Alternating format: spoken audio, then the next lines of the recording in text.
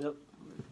What's good, everybody? It's Brandon here for episode 10. It's been a minute, but I got a new special guest. Want to introduce yourself? Yeah, my name is Rell. I'm the owner of Zuted, located in Brunswick Square Mall, Philadelphia, and Cherry Hill. Okay, bet. So we're just going to jump right into it. What is Shop Zuted or Zuted Shop? So Zuted, pretty much what it is we are a shop that carries some of your rarest finds as far as sneakers, anywhere from Yeezys to Jordans to Off-Whites. As far as apparel, we have some vintage like rock tees, rap tees, wrestling, starter jackets, your favorite NFL, NHL, NBA basketball teams, pretty much all that. So what it is just a nostalgic shop where you can go and find some of the rarest and hardest things that you've been looking for and that you really ever wanted.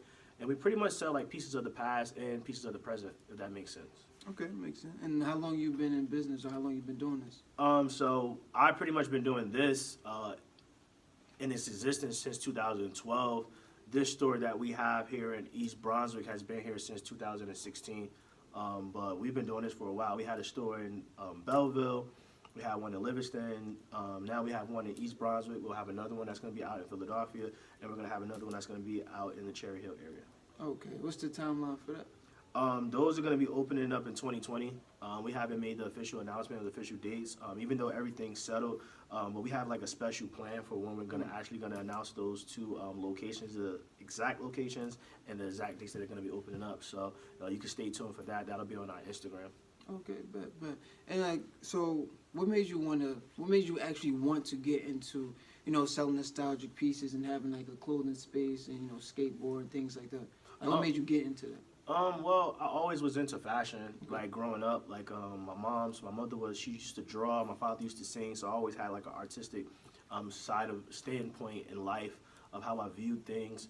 And then just clothes in general, like I like the fact that I get to sell things that I know I would purchase. So it's like at the end of the day, it might be something on my shelf, and instead of me, even though I'm the owner, just taking it, it's like I'll make a purchase for it. And it's pretty cool because it's like I don't work in a place where it's like I'm just doing it. I get to do something that I enjoy, and that was the main purpose of it. Like I always wanted to do something that I enjoy. So instead of doing your ordinary, I'm just gonna sell hype beast clothing, your Supreme, your Babe, your Antisocial, your Yeezys, your Jordans. It's like I like that stuff too, but these are the other things that I like, and I hope other people like it too. And from the looks of things, other people happen to like it too. So it just all panned out, and that's probably pretty much why we do the whole nostalgia thing, just rather than have all hype beast stuff or all sneakers, all sports apparel. It's like a mixture of everything that I like, and people seem to like it too, so it works out. Okay, so a lot of people always say they try to find ways to get the funding to open their own business and things like that. So what are the steps you took to fund, your entrepreneurship? Me, I just saved my own money. Like I didn't believe in banks. Like it just was something I never believed in. Like I knew that there were going to be many obstacles of why I possibly wasn't going to be able to get a loan from them, and it didn't have anything to even do with credit. I just knew what it was going to be. It's hard for any race or gender to get a business loan, point blank, period. I think that's like probably one of the hardest things to do. So when I was in the military, I just would literally take some of my checks, every other check, put it to the side and save it. I had different type of jobs. I worked for Snapple, I worked for Macy's. I'm trying to remember else where I worked. I had a bunch of jobs, airport, like a bunch of different jobs. So I just would take some, $100 here, or if I got like a check for like $8.50, I would take the 50 and do something with the 8, or like something like that. Like I just kept saving. I didn't want to depend on banks, and I always encourage everybody that like save your money, use your money, because I always said to myself, like, if it doesn't work out, I mean, at least I won't owe anybody else. It just would be like, oh, this just didn't work out, rather than having to pay a bank back, or, what I'm saying, having to pay a friend back or something like that. It just be like, oh, well, it just didn't work out. So that's my advice for anybody, like, use your own money, put up your own money, because at the end of the day, if it doesn't work, you just look yourself in the mirror like, okay, well, I failed. This wasn't successful, rather than, oh man, this didn't work. Now I got to pay $20,000 back to this bank, and my credit's gonna be messed up. And then like, nah, I don't like owing people anything. So Okay, I feel that. Yeah. So you wouldn't suggest going to banking unless you necessarily have to. I mean, if you have to, you have to. Like I said, I mean, the way I got my money, like I saved. Like everybody doesn't have that discipline, but I look at it like if you want to be successful, you're gonna have to have discipline regardless. So you might as well start now. Like, how can you, say you want to run a business, but you want to, use somebody else's money for it? Like, I mean, at some point, yeah, for growth and expansion, yeah, go to the bank. You know what I'm saying? Because you already established a core basis of this is successful. But even with me expanding to my other stores, I'm not going to a bank. Like, I just use my own money. And I know it sounds crazy. People are probably like, well, what?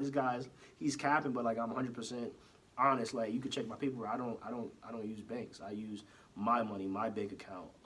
You know what I'm saying? I use my personal funding to pay for my business. Right. And then I just recycle it that way. I haven't ever used the bank. You will not find Zuted on any bank loans. I don't personally believe in it, but some people do. And that's fine. If you want to do that, do it.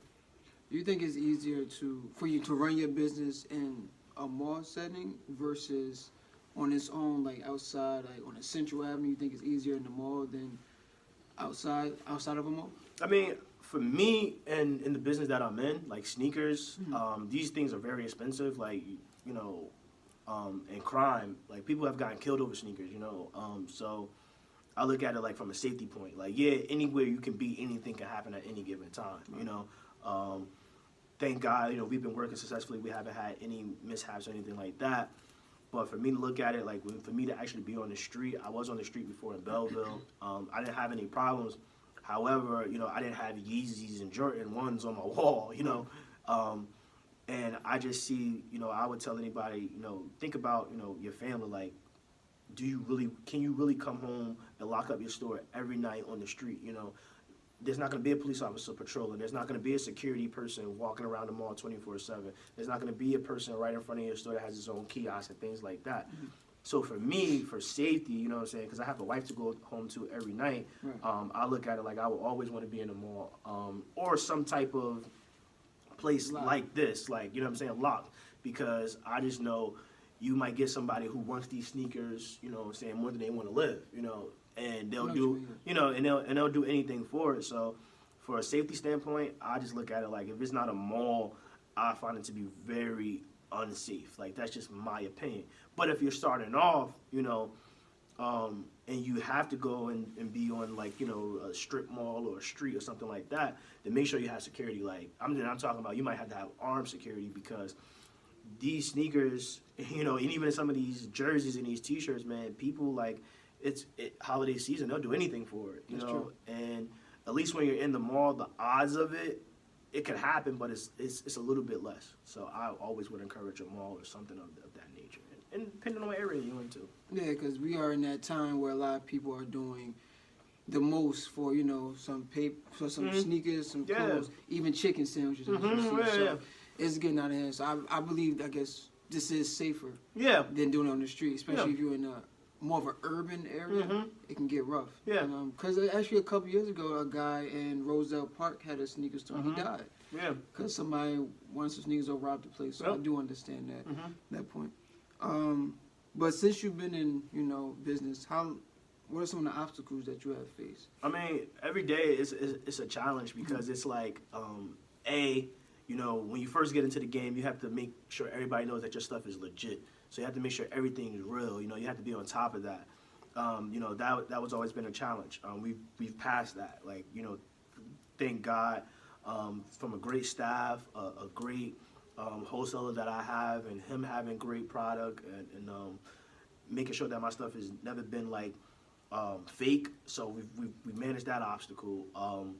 Then it's making sure you keep great customers. We have a 85% return customer rate, which is really astonishing. So it was that obstacle, making sure we get these people to come back. Then it was the internet. How can we master the internet without, with dodging the scammers? Like, somebody ordering something and then trying to cancel it. We had a 98%, like some type of rate that GoDaddy.com alerted us and told us we were one of the top retailers for the months that we were open online, and we're putting up our site back up on Cyber Monday, too, as well. But so and now it's like employees. Like we have, different type of employees. Most of them, well, they're all interns basically, because they're just learning like how to run a business, or some of them want to major in fashion. Some of them want to have their own clothing store. So now it's like managing that, and they all thus far have been successful. So every day, literally, when I wake up, there's an obstacle, or there's something to attack, or there's something to manage.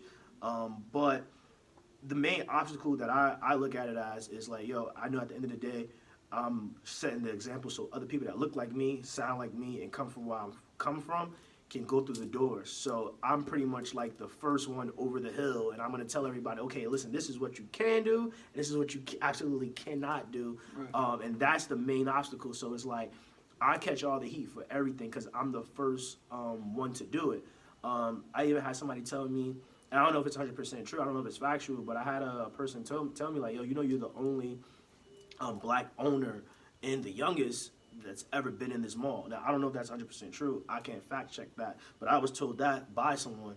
So I know even with that, that's like that. That's history. So I look at it like everything's always going to be an obstacle. I'm always going to get the uphill fight because it's like I'm the first to do it.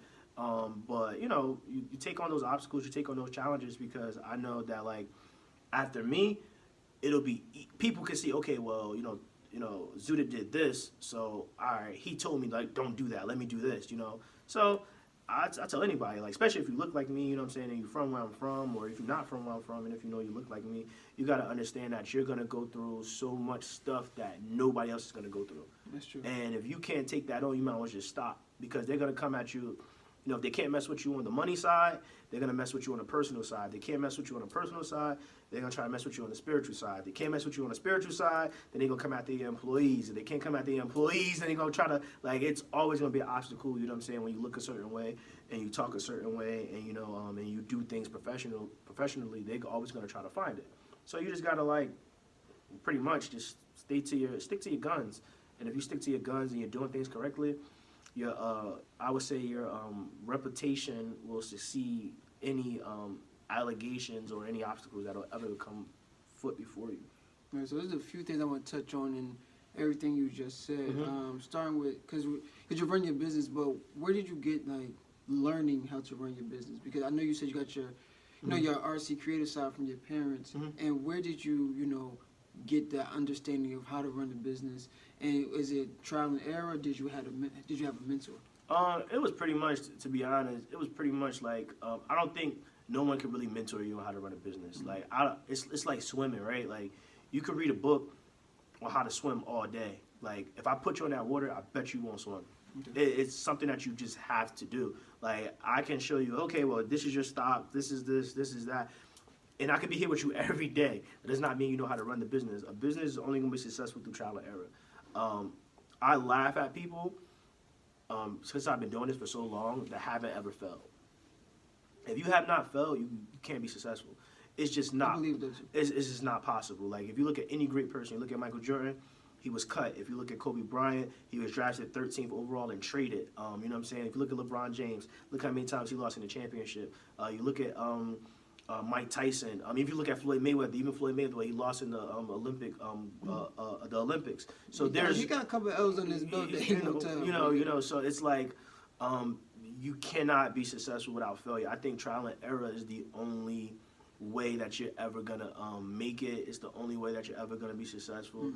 And if anybody tells you anything other than that, it's false. Mentorship is cool. Mentorship is good, but I think people get confused. They confuse mentorship sometimes with like babysitting. If I'm in here every day and I'm showing you what to do, like I'm not your mentor. Like you know what I'm saying? Like I'm more or less of an investor. But if I'm saying, hey, listen, be careful for that, be careful for this, that's mentorship. And I think a mentor is someone who's just going to give you advice. Yeah. And someone you could just confide into. You're still doing your trial and error. Yeah. It's like if I start my own store, I know you're like, yo, can you tell me how to do this? Or when can I do this? You're a mentor. You give me that advice. So you're not babysitting me, but I feel like it's very important to have a mentor when you're opening your own business, just so that you can avoid certain situations. Sometimes it's unavoidable. Yeah, of course. But at least you'll know how to somewhat deal with the trial that does come in. Or the error, like for me, my mentor, his name is Ron. He owns Little Shop of Hip Hop. It's actually in South Orange, right by the Carvel. It's right there. I remember I used to go inside of his shop and just sit up in there for days and just watch and see like how to run a business. I learned from that. I learned from watching my family members, like, they had their own type of businesses where I seen, okay, well, this is how you do this and how you do that. Okay, well, if you pay for this, then you want to sell it for that, profit margins. What I'm saying? I learned all that pretty much from the people around me, but I mean, I became successful through trial and error. I learned a lot from other people, I could say, but I became successful through trial and error. Without failure, I think I'd probably just be like some nonchalant kid who's arrogant and stuck up and think, oh, I got these Yeezys on my wall, so I'm more important than you. Right. But through failing, it made me look at every customer like, yo, I appreciate you. And that's why I really pride myself on customer service, because I know what it's like to have a customer never come through that door again. Like, I know what it's like to look and be like, man, I might have to shut down. You know what I'm saying? Like, I've been there. So now I look at it like, yo, trial and error taught me a lot. And and me personally, it might be a little off subject. If a person tells me they run a business and they said they never fail, I don't even respect them in a sense, because it's like, oh, you haven't done anything yet. You know what I'm saying? Like, you're pretty much like I want to say, like, you're like a good bench player on a championship team. That's how I feel about the high school stars that go 1 year in college and then that real try and error come to hit the NBA when they have that slump season or they don't pan out well. So now you got to bounce back. I kind of compare that to Austin Rivers, great high school star, good player at Duke. Then he got to NBA, he struggled, and now he's starting to get his footing. So it was that error, that trial. So you need that trial and error. Just to think about, black people, black entrepreneurs, we often heard that, we don't have the connections, or, we didn't have a head start like other races, or we don't band together, whatever the case is, or why we haven't been able to be at the top of, I guess, the economy. Yeah. And I feel like it's starting to shift a little bit. I feel like, there's more black entrepreneurs, more black businesses. How do you feel about that? I feel like there's a lot of black entrepreneurs, but I feel like we've always been there. I feel like I feel like there's always been black entrepreneurs, right? There's always been black businesses, but I feel like we never had a reason to support each other until now. With the prevalence of racism, classism, and sexism in America, I feel like now is the time that we say, okay, let me go support my black brother. I could have been in this store for probably 20 years, you know what I'm saying? And it's like, oh, well, that's the black guy that owns that store, they come and check in. Right. I feel like now with the way the world is viewing us and the way we've been, treated and pretty much like executed, you know what I'm saying? I feel like now we've come together and say, okay, we got to support each other. Like, we're rebuilding the black Wall Streets and everything of that nature, because black businesses, man, I mean, even in Atlanta, a lot of black businesses were there, and they were ran out because their kids didn't want to run the businesses. It wasn't like somebody came and just bought them out. It was literally, hey, I have this. Do you want to run this? No, I want to go. Kids would just sell it off. Yeah, they just want to sell it off. So we've always been there, but I think now, the way that we've seen that we've been treated in this country, which has always been there, but now it's just more vocal and it's more visual. Then it's because of social media, more outlets for us to see. Exactly. I think now we're like, okay, we got to support each other. We got to help each other out. You know what I'm saying? We got to band together. And I think it's not even so much, black people helping black people, it's other races coming together and and supporting the blacks. You know what I'm saying? It's every race that sees and understands the struggle that has come together and support each other. But I think that's something that I think started taking place really maybe about 4 years ago. We know the reasons why. You know what I'm saying? But I think within that time span, it was like, okay, cool. Let's support each other. And I think black people, we have the connections, but I think for a long time we used to look at it like, all right, my man got a store. Like I said, my mentor, what were we talking about? You said your man's had a store. Talking about you that sell Yeezys. Oh yeah, so I'm saying, black people, sometimes we want to look at things like, okay, well, this man got a store, he sell Yeezys, but you know, I'm still gonna go to this store over here because you know this store is closer to me. You know, and other, you know, I look at it like sometimes, you know, other races, they're like, yo, that dude got a store, that dude look like me, I'm gonna go all the way over there and support him. That's like, true. and I think, you know, we have to do even more support. Like, I say it all the time, like, yo, you could be woke and still be sleep. Like, That's true. you know, we want to go on Instagram and say all these things, but the only way that you can ever have empowerment, and every other culture understands that is money, is financial freedom. And if you have a bunch of, you know, African, you know, stores, then you should go out your way. I don't care if it's a 20-minute drive. Like, if I know somebody got a dope pancake factory and they look like me, I'm gonna drive that hour to go there. You know what I'm saying? Rather than drive 20 minutes to go to one that doesn't look like me. Like, I really believe in that support, and I think that's how we build connections. Like, I built so many connections with a multitude of just customers by just having a conversation. And I make sure, you know, I always go out my way for each and every customer, and especially for people, you know what I'm saying, that look like me and are from where I'm from. I go out of my way for that because that's what you're supposed to do. You know what I'm saying? It's not like, oh, well, I'm doing this, so, you know, I should get extra brownie points. It's like, Well, yeah, but black people do need to support each other more with business, and it's not hard to support business. You can either tell somebody that knows somebody. I guess social media, you know, shout them out, like, post. Yeah. You see that all the time. You know what I mean? What are like what are your 3 favorite entrepreneurs that you think, you know, kind of go inside with what you believe in? I think Damon John. Yeah, that's one of mine. I met him, and that's like my mentor. So Okay. Damon John, Jay Morrison. He's from Newark. What does he do? Jay Morrison is, what doesn't he do? Like, he's a big time real estate agent. He's beyond that. Like, even me just call him a big time real estate agent. He's pretty much the one that taught people how to flip houses. He does free seminars in Newark, New Jersey too, all the time, because that's where he's from. The dude's married. He has like a big time real estate firm down in Atlanta, and they've been crushing it and killing it and making money and putting just doing the right thing. Okay. That's somebody I tell people you should really look into, Jay Morrison.